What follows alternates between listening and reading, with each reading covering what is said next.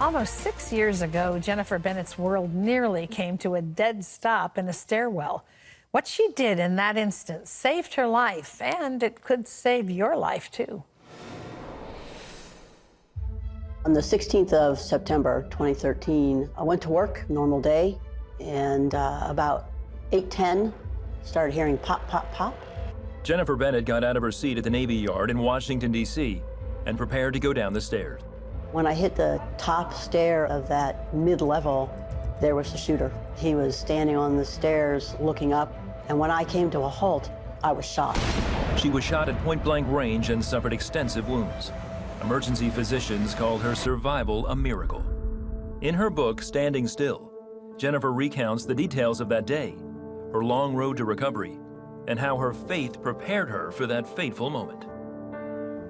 Please welcome to the 700 Club, Jennifer Bennett. It's great to have you here. It's great to be here. Thank you. Great to be anywhere, I imagine, right? Isn't that the old saying?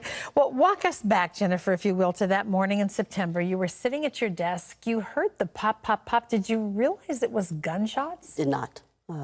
So we have a building that is a block long. It's 5 stories high.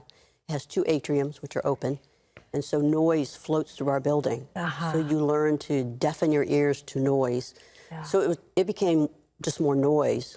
But the second round, I said to myself, gosh, that's different. Something's wrong. Something else is going on. And so I got out of my cubicle and walked along the atrium to see if I could see what was making the noise. At that moment, a young woman yelled across the atrium and said, "Jen, it sounds like someone's shooting." And sure enough, right below us, on the floor below, was where the shooter was running and shooting. Oh, my. And so she went out of the building. So you headed for a stairwell.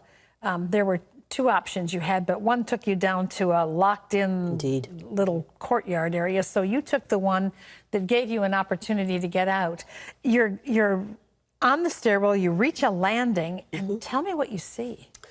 So when I reached that landing, because I'm not really afraid of anything, and I don't get excited about fire drills, because that's what I was responding to, because when you go to work, you don't know that there's going to be a shooter. You're not expecting this. No, you're not expecting it.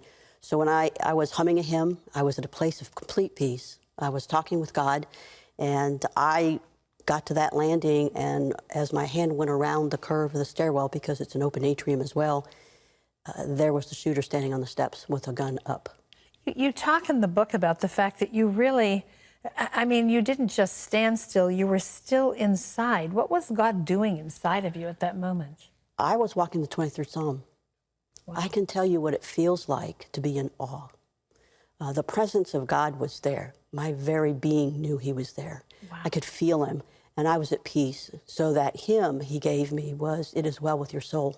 And he was present, and he wanted me to stand still, and he needed me to stand still. That's the name of your book, Standing Still in a Culture of Mass Shooting. But what, did that feel weird to you at the time? I mean, most people would have turned and run as fast as they could. Well, God makes us each very specifically, and he's made me a warrior. I'm afraid of no one or anything. I drive conflict to fix things. And so I've always been this way. This is who I am. Tell me what you saw in the eyes of this man as he looked at you, because you were that close to him. I was, 10 steps. Wow. What God wanted me to see was what a man or a person looks like when they're broken. And he was broken. My heart broke for him. What I saw was a man who had no value for himself. He was valueless. He didn't feel valuable. And then he had no value for others. He was truly what it looks like when a person is hopeless. No faith, nothing to ground into. And that's when evil can use a person. Yeah. So as you stood still in this spot, suddenly he fires at you. I mean, in such close range from a sawed-off shotgun. Tell me about that. So after a few moments, I finally shrugged my shoulder. He had to make a decision. We all have decisions to make. And his decision, as I watched this shadow cross his face, he became very angry. Up until then, his face was at peace. And then he pulled the trigger. I watched the blast, and then I watched it hit me. And I took a couple steps back, closed my eyes, took a couple steps back, and he ran down the steps because he thought I was done. Wow. Wow. after you were shot, you wound up, in order to move from that place, I mean, a lot of people wouldn't have survived that to begin with, but you had to go up several more stairs to find a way. You couldn't go down. He went down, so you had to go up. It was quite a miracle when you and a couple men who were behind you got to the top. A door that should have been locked onto the roof was unlocked. And it was the only stairwell that actually had a door to the roof. Wow. So God prepares the way, and he knew that day was coming. He prepared me for that day. Yeah. And he gave me the men I needed to have in the stairwell. Yeah. He gave me the peace that I needed to have, and he gave me the skills and capabilities and understanding. You shouldn't have survived that shot. I mean, you were severely damaged by it. As I read in the book, you could actually see through your shoulder. The hole went from the front all the way out the back. What was the miracle of your survival? Well, that miracle, according to the medical community and law enforcement, is I was shot with a sawed-off shotgun. It's called a low blast force impact at a short range with a double-aught shot. And double-aught shot is what hunters use to take down full-grown deer. Wow. So to go through my arm and not completely blow it off, although it was pretty much blown, for me to still be able to walk up the stairs, I sat on the roof for an hour and 20 minutes. Good grief. So the miracle there is God put it in the 1.5 inches that you could be shot or wounded in your arm and allow me to have the use of my arm and not die. So had you not stood still, I'd be dead.